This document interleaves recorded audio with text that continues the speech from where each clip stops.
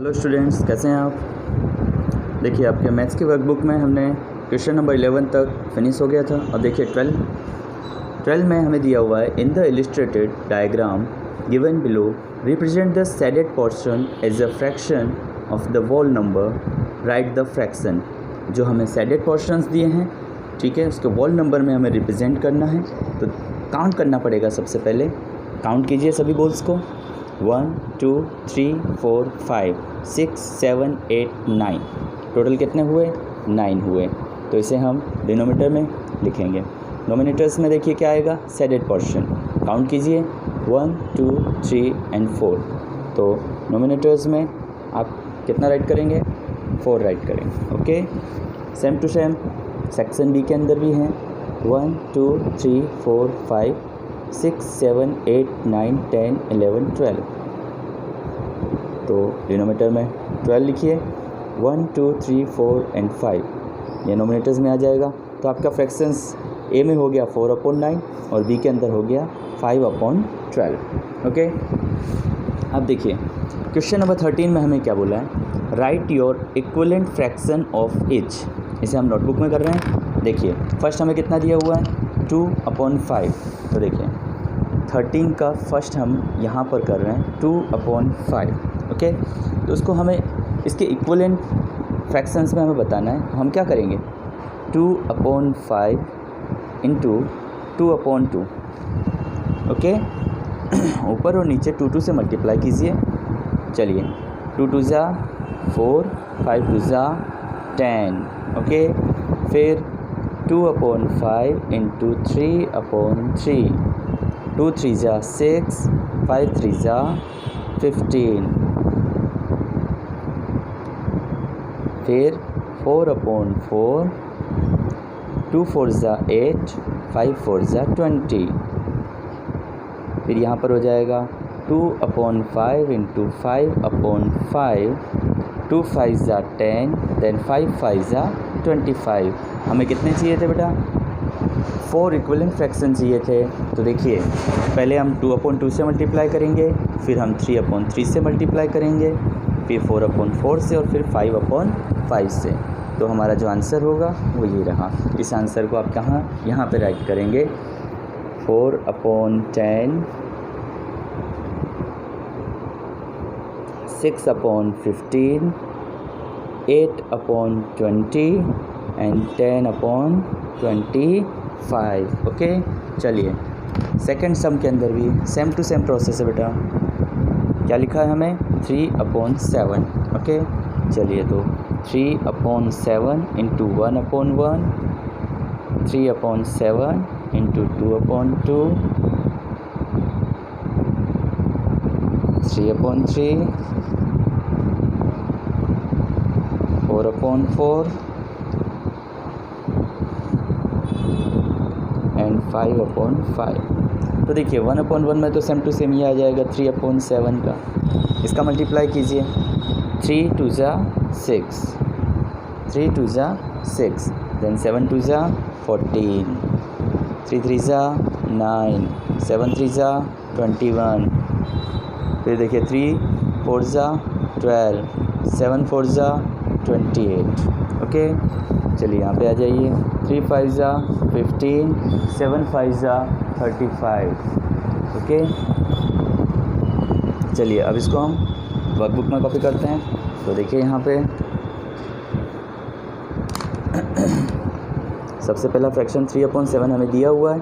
Second देखिए 6/40। Third हमें दिया हुआ है 9/21।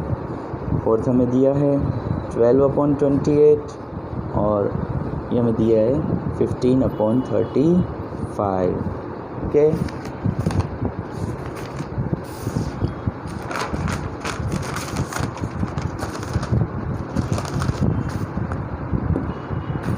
देखिए अभी फोर्थ सम के अंदर सेक्शन सी सम के अंदर देखिए हमें क्या दिया है, 4/11। चलिए सेम टू सेम प्रोसेस करेंगे हम। 4/2 इंटू 2/2, 4/2 इंटू 3/3, 4/2 इंटू 4/4, 4/4 5/5 यहाँ पे 11 आएगा बेटा।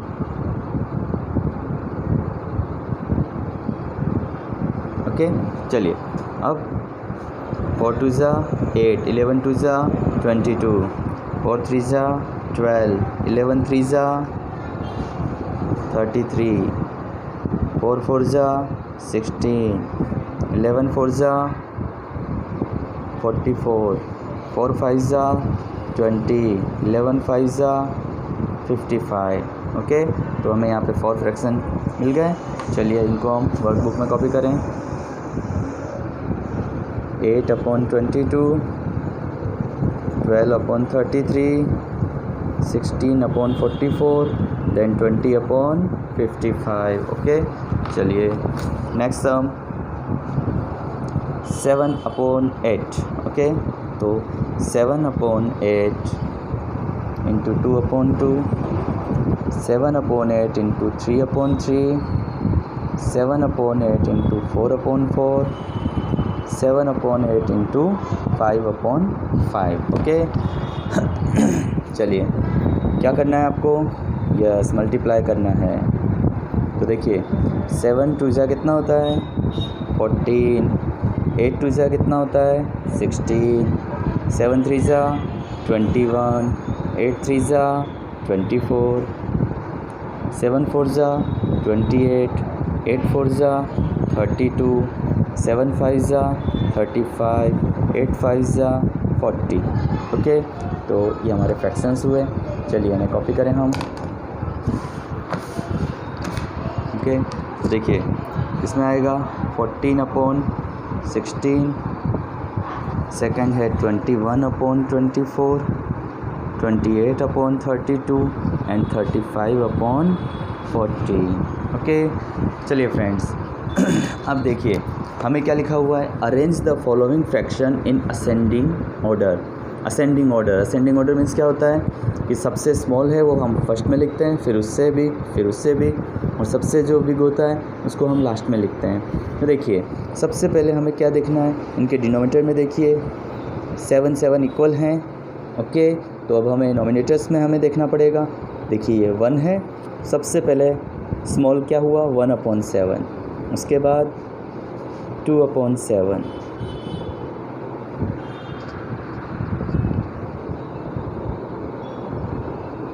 फिर 3/7, 5/7 और लास्ट में जो होगा 9/7 होगा। ओके इसमें देखिए डिनोमिनेटर्स इक्वल नहीं है इसलिए हमने इसे ओमिट करवाया है।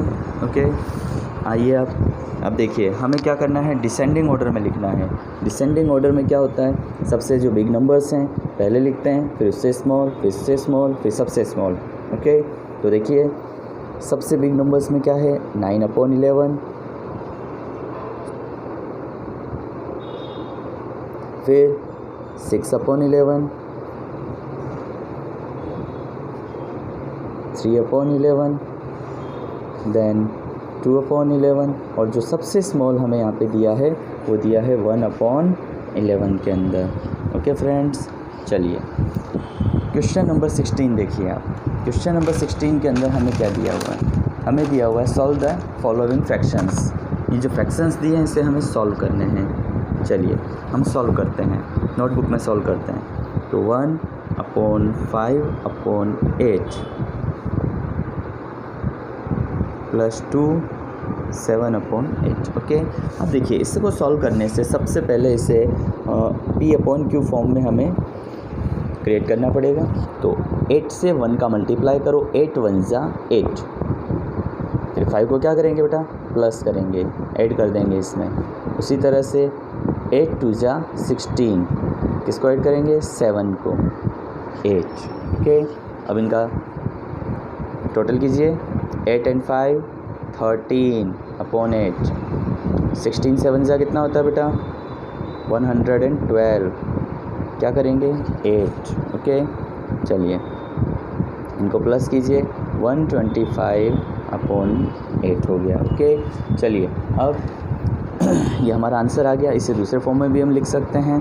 तो 125/8 में 8 1 ज़ा 8, कितना बचा बेटा 4, 45 8 5 जा कितना होता है बेटा 40। तो यहाँ पे हमें रिमाइंडर में कितना बच गया, रिमाइंडर 5 हो गया। तो इसे हम किस तरह से लिख सकते हैं, 15 रिमाइंडर को लिखिए 5 और हम किससे डिवाइड कर रहे हैं, 8 से डिवाइड कर रहे हैं। तो ये हमारा आ गया 15 5/8। ओके, तो सेकंड सम देखिए आप, सेकंड सम भी इसी तरह से हमें 3 5/7 प्लस 2 4/7। ओके, चलिए किस तरह से बताया था आपको, 7 से 3 का मल्टीप्लाई कीजिए 21 प्लस 5/7, 7 से 2 का मल्टीप्लाई कीजिए 14 प्लस 4/7। चलो 8 करो, कितना आया 21 and 5 26, 14 प्लस 4 18।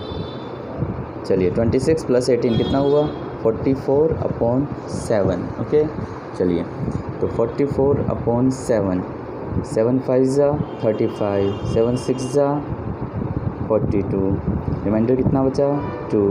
तो यहाँ पर हमारा आंसर आ जाएगा 6, रिमाइंडर लिखिए 2/7। ओके, इसी तरह से बेटा अब हम माइनस वाला देख रहे हैं। चलिए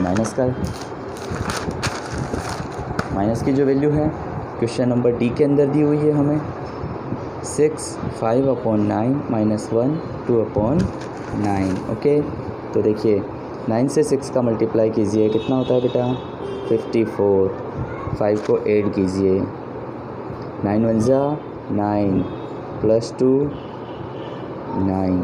ओके, इनको हम ब्रैकेट में रखेंगे। 54 प्लस 5 कितना हो गया 59 हो गया बेटा। 9 और 2 कितना हुआ 11/9। 9 में 1 का आप कीजिए 8 आया, 5 में 1 का कीजिए 48/9 माइनस कर देंगे ना बेटा। ओके, चलिए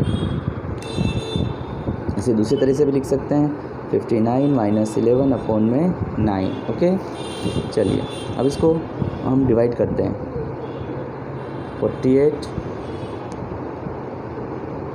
में 9 को डिवाइड कीजिए, 9 5 से कितना होता है 45 होता है। ओके, रिमाइंडर में 3, तो यहाँ आ जाएगा 5 3/9। ओके, तो फ्रेंड्स ये सम मैंने आपको बताया। अब बाकी के जो सम हैं वो आपके किस में हैं, होमवर्क में हैं। आप इसे होमवर्क कीजिए, नहीं आता है तो आप पूछ सकते हैं इसको। ओके, चलिए।